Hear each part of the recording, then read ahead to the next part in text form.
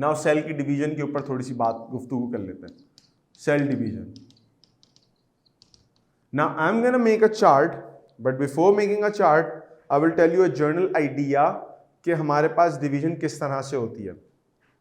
देखो cell divide जब करता है तो उसमें उसका न्यूक्लियस भी डिवाइड करता है, उसका साइटोप्लाज्म भी डिवाइड करता है. इसका मतलब दो चीजें डिवाइड हो रही है, एक साइटोप्लाज्म और एक न्यूक्लियस. तो let's start by making a chart. Cell division के दो हिस्से होते हैं. सेल डिवीजन के दो हिस्से हो गए. पहला हिस्सा आपके पास हो गया, पहला हिस्सा हो गया आपके पास इंटरफेस का. अब मैं इसको लेट सपोज नाम चेंज करके लिख देता हूं एक आसानी के लिए, ताकि आपको समझने में भी आसानी हो जाए. I am gonna write it cell cycle for the safe side, ताकि आपको याद रहे. सेल साइकिल लिख देते हैं चैप्टर के नाम के ऊपर. ठीक हो गया.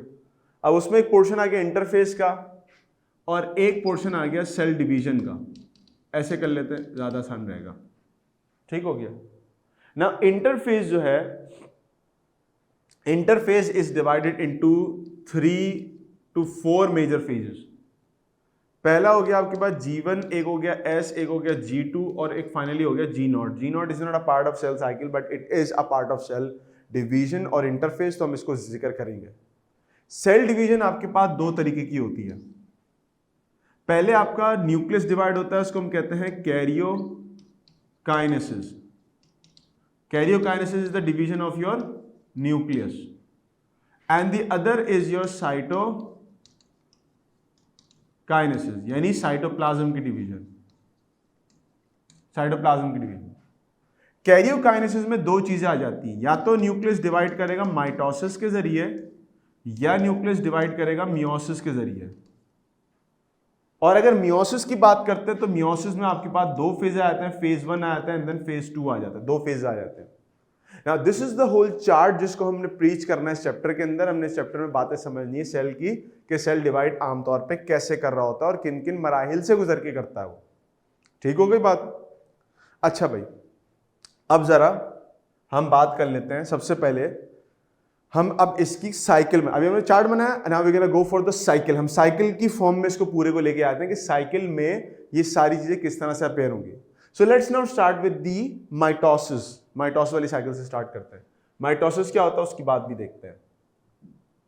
ये दोनों साइकिल्स बना लेते हैं side by side. First of all we have the G1 phase followed by the S phase, उसके बाद G2 फेज.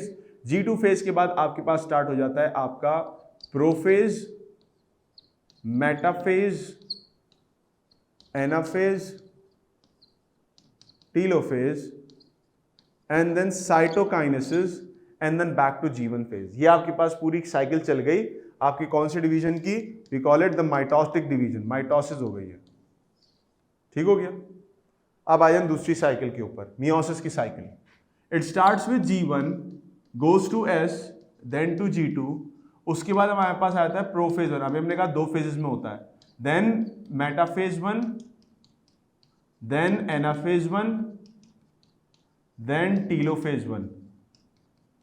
उसके बाद साइटोकाइनेसिस 1 यानी साइटोप्लाज्म डिवाइड हो जाएगा.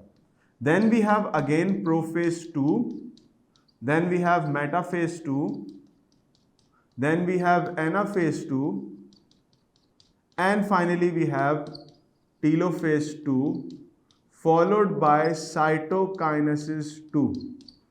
ये आगे जाके दोबारा साइकिल की फॉर्म में नहीं आता, क्योंकि अल्टीमेटली फिर आपके पास egg cell and sperm cell बन जाते हैं, उनकी फर्दर डिवीजन की जरूरत नहीं पड़ती. ये है आपके पास मियोसिस की साइकिल. Memorise these two cycles thoroughly, ताकि आप पहले तो चार्ट को याद कर लेंगे क्या क्या फेजेस हैं, और उसके बाद इनको साइकिल्स की फॉर्म में याद रख लेंगे कौन सी चीज किसके बाद आती है और किस तरह से चलती है. तो the cycle goes like this और लाइक दिस, डिपेंडिंग ऑन कि कौन से टाइप का सेल आपके पास आपके बॉडी में मौजूद है और किस किस्म का वो काम कर रहा है. तो ये साइकिल्स को याद रखना जरूरी है. स्टेप बाय स्टेप हम एक एक करके इनको खोलते जाएंगे और इनके बारे में कुछ बातें करते चले जाएंगे. अच्छा भाई, अब जब एक तरफ हमने साइकिल्स बना ली और साइकिल्स को देख लिया, now we'll move on to the next structure, and that is कि एक एक करके हम डिस्कस कर लें इन तमाम साइकिल्स को. एक एक करके डिस्कस कर लें इन तमाम साइकिल्स को, इन तमाम चीजों को.